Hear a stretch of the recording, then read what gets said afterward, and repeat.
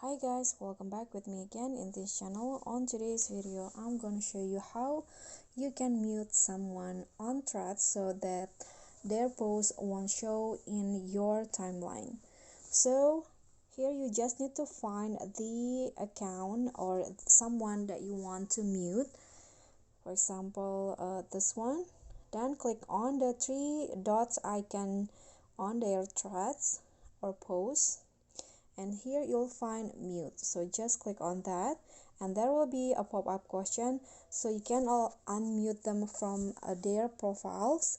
So you need to visit their profile if you want to unmute a letter, and the thread won't let them know you muted them. So just click on mute post, and just like that, the post has been muted.